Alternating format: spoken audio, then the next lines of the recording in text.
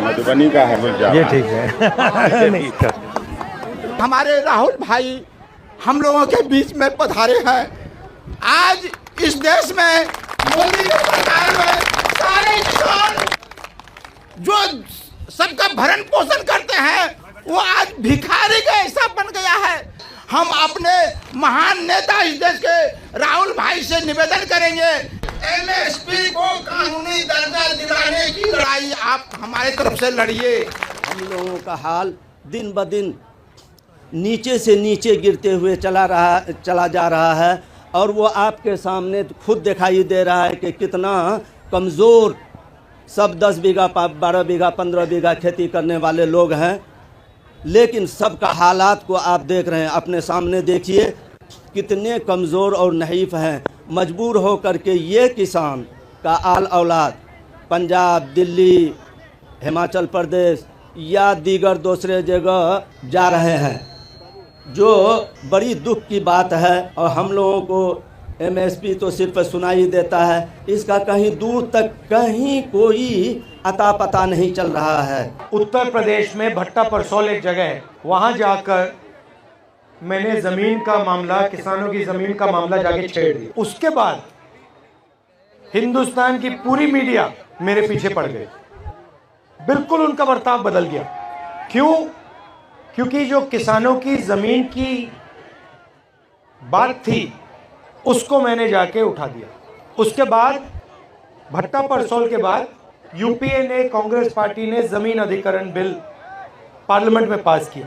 4 गुना compensation किसानों को अपनी ज़मीन के लिए, 4 गुना, मार्केट रेट से 4 गुना। मोदी जी का पहला काम पार्लियामेंट में आकर इस बिल को रद्द करने का था। तो मेरा कहना है कि जो भी राजनेता किसानों की ज़मीन की रक्षा करने की बात करेगा, उस पर 24 घंटा मीडिया का आक्रमण शुरू हो जाएगा। अब यहाँ पे ये आपका एसएसबी का है, कानून के मुताबिक अगर ये ज़मीन इस्तेमाल नहीं की गई तो 5 साल के अंदर आपको वापस मिल जानी चाहिए, ये कानून है। मगर यहाँ पे हिंदुस्तान की सरकार ज़मीन अधिग्रहण बिल के कानून को तोड़ दी।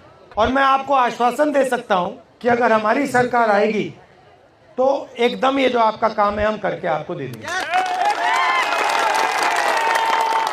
किसानों को चारों ओर से घेरा जा रहा है, आपकी ज़मीन छीनी जा रही है, आपसे ज़मीन ली जाती है। अदानी जी जैसे बड़े बड़े उद्योगपतियों को फ्री में तोहफे जैसे गिफ्ट में दी जाती है। दूसरी तरफ से खाद, बीज, इन चीज़ों में आप पर दबाव डाला जाता है, आपसे पैसा छीना जाता है। और अजीब सी बात है, मगर अरबपतियों के 14 लाख करोड़ रुपए कर्जा माफ हो सकता है, मालिया का कर्जा माफ हो सकता है, अदानी का हो सकता है, इन सब का हो सकता है, मगर किसानों का कर्जा माफ नहीं हो सकता। हिंदुस्तान के हर नागरिक की कम से कम प्रोटेक्शन होनी चाहिए। तो अगर हम किसानों की रक्षा नहीं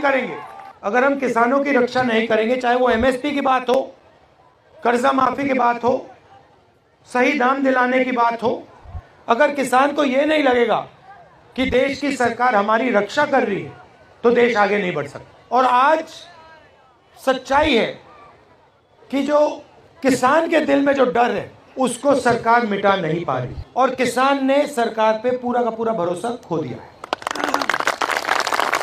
मगर मैं आपको यहाँ ये कहने आया हूँ कि हमारी कोशिश रहेगी कि जो आप भरोसा खोए हैं वो एक बार फिर आप हमारी सरकार पर भरोसा करें।